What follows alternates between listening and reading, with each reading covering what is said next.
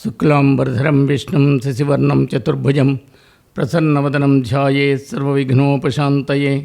గురుర్బ్రహ్మ గురుర్విష్ణు గురుర్దేవో మహేశ్వరః గురుస్సాక్షాత్ పరబ్రహ్మ తస్మై శ్రీగురవే నమః.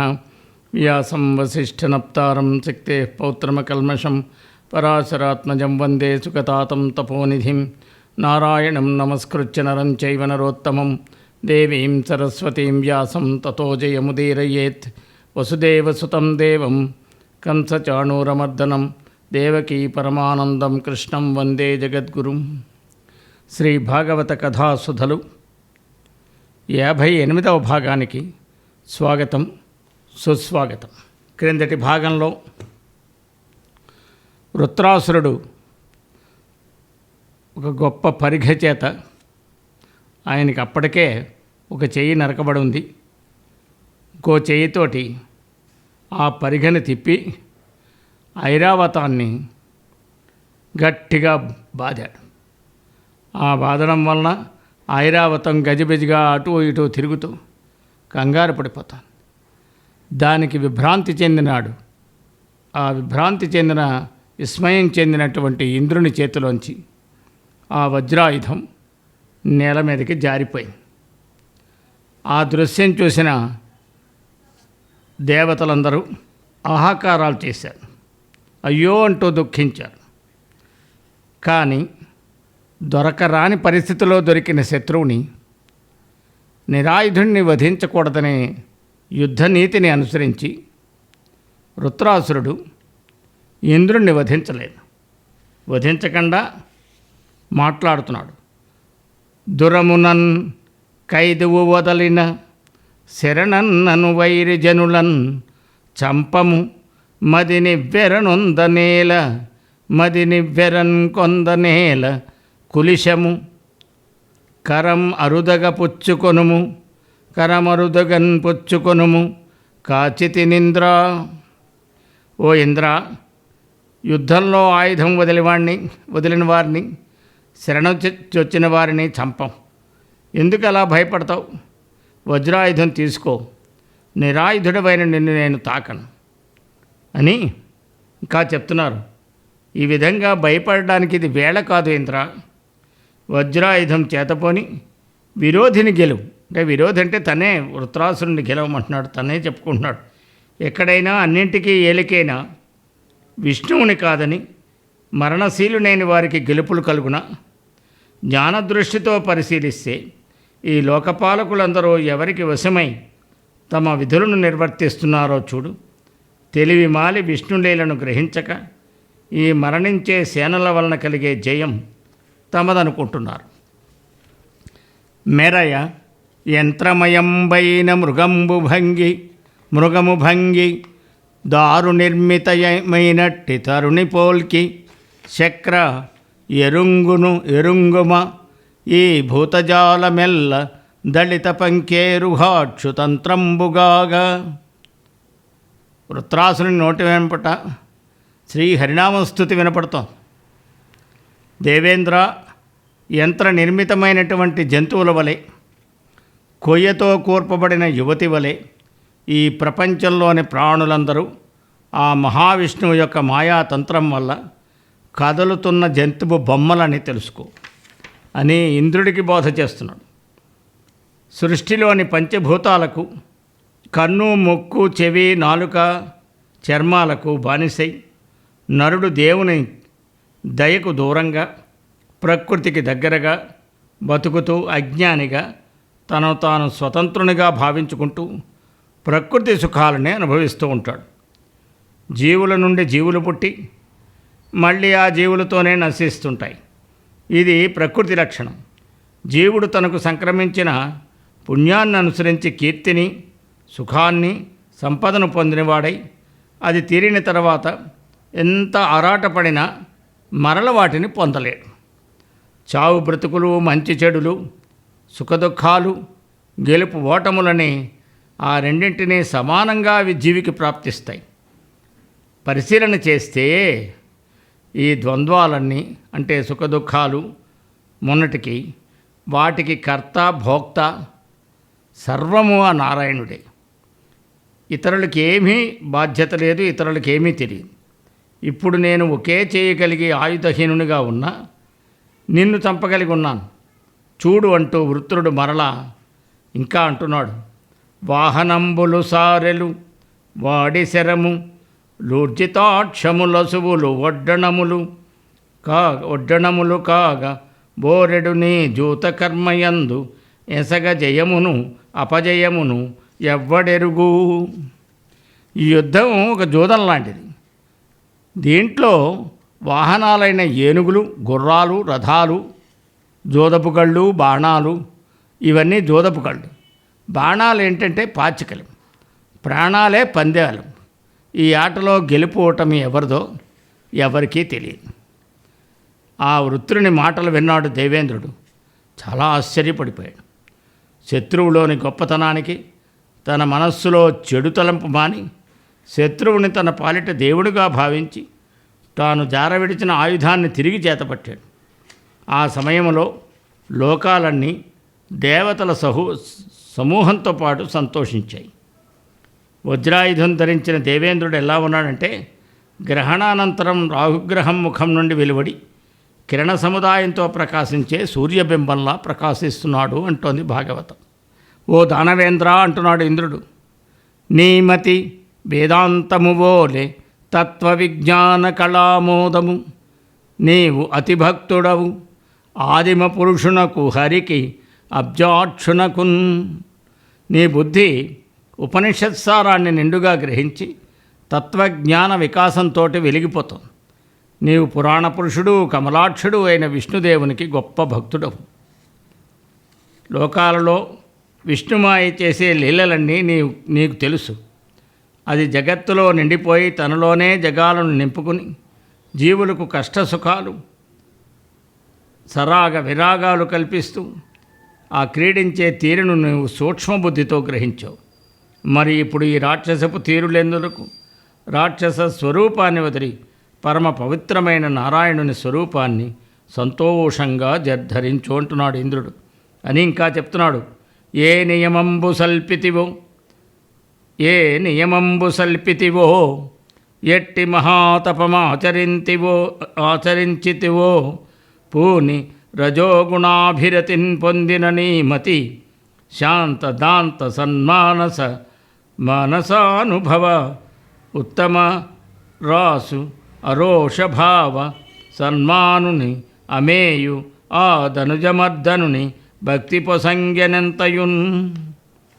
ఏ దీక్షను ఏ గొప్ప తపస్సును చేశావో వృత్రాసుర, రజోగుణంతో నిండిన ద్వేష రోషాలకు నిలువైన నీ బుద్ధితో అద్భుతంగా విష్ణుభక్తి కలిగింది. అది మనస్సులను వాటి ప్రవృత్తులను నిగ్రహించి నిలిచిన వారికి, అలాంటి వారికి కానీ కలుగనిది నీకు కలిగింది. అట్టి మహానుభావుల మనస్సులోనే కొలంలో నారాయణుడు రాజహంసయ్య విహరిస్తూ ఉంటాడు.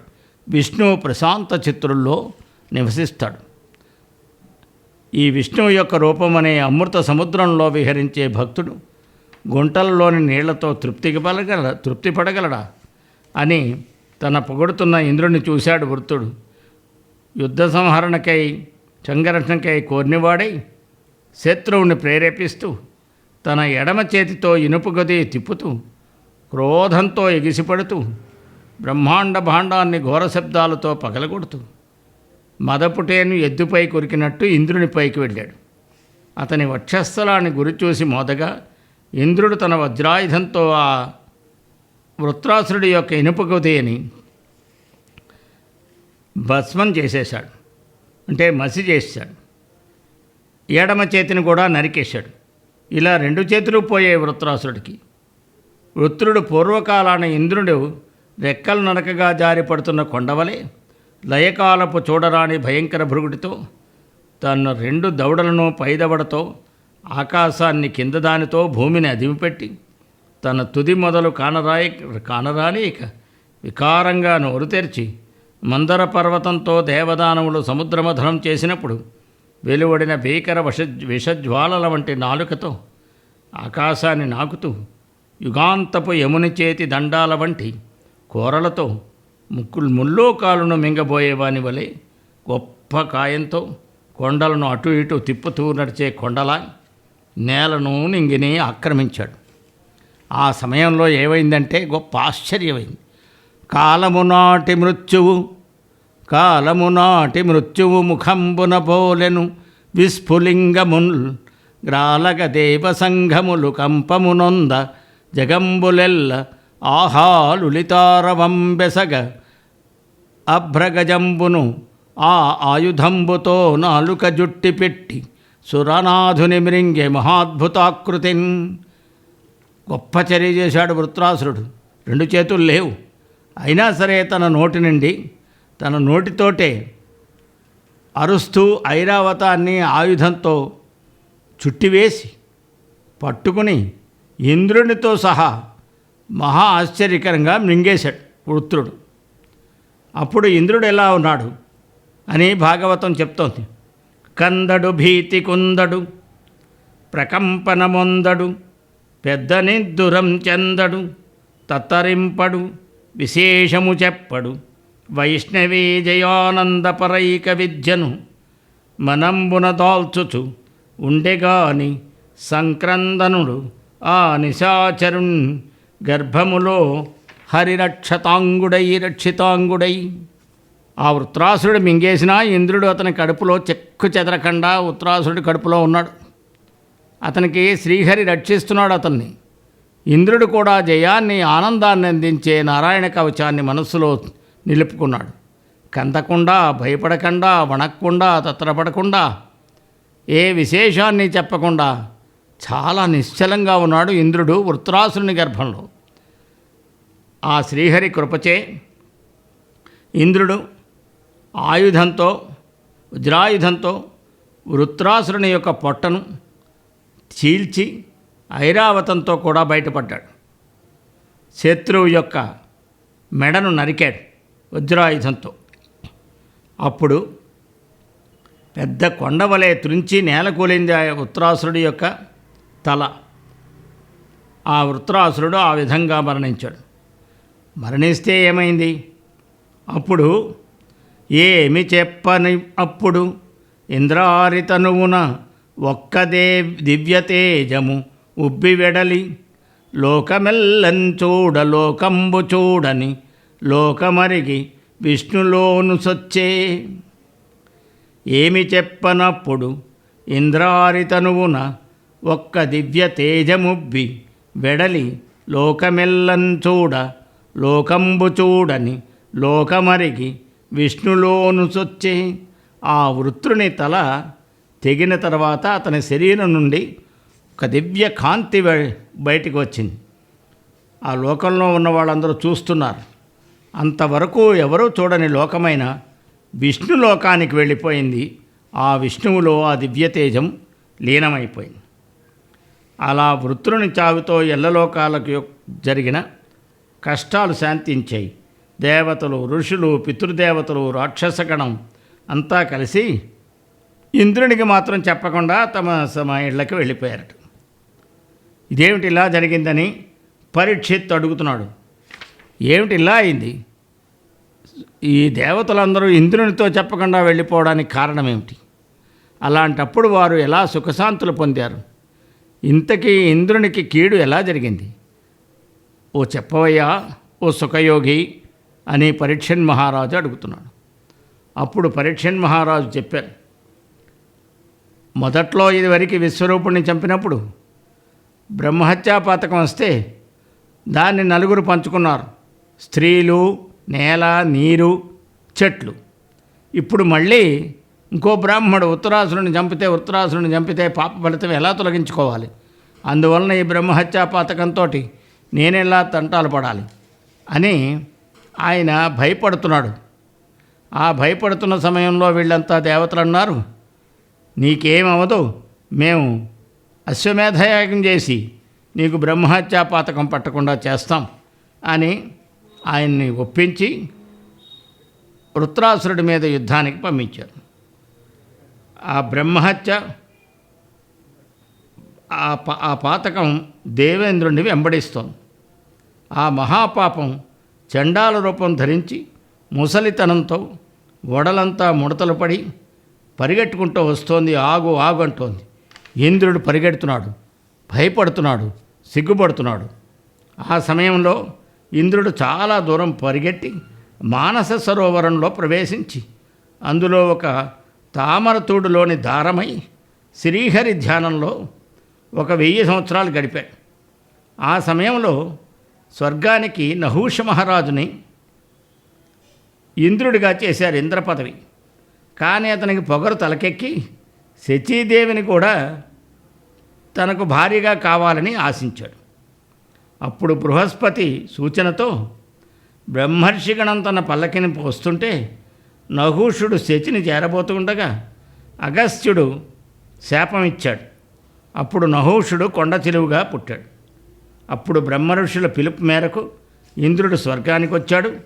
తర్వాత శ్రీహరినామ స్మరణ శివకృప కారణంగా బ్రహ్మహత్య పాతకం నుండి విముక్తుడయ్యాడు. ఎంతో మహామునులందరూ అశ్వమేధయాగం చేసి యజ్ఞేశ్వరుడు, జగదీశ్వరుడు, పరమేశ్వరుడు అయిన శ్రీహరిని సేవించి బ్రహ్మహత్యా పాతకాన్ని పోగొట్టి ఇంద్రుణ్ణి పరిశుద్ధుణ్ణి చేశారు. ఈ పాపరహితుడమైన పరీక్షిన్ మహారాజా, ఏ పురాణంలో అయితే వృత్రాసురుని కథ చెప్పబడుతుందో దాన్ని భాగవతం అని పిలుస్తారని మత్స్యపురాణం చెప్పింది. ఆ విధంగా ఈ పురాణ కథ చాలా ప్రభావవంతమైనది. అన్ని బాధలను హరిస్తుంది, అన్ని ప్రయోజనాలను సంతోషంగా నెరవేరుస్తుంది.